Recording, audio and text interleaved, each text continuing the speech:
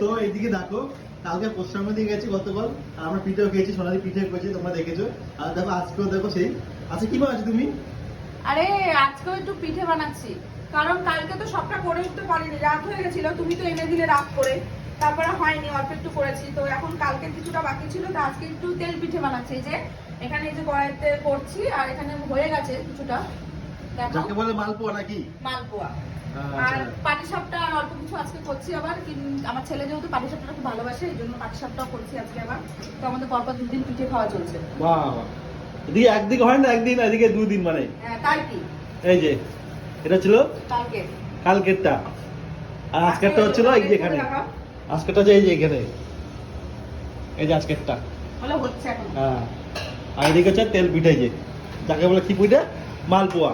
তো চলো তাহলে খেয়ে কেমন বানিয়েছি আজকে।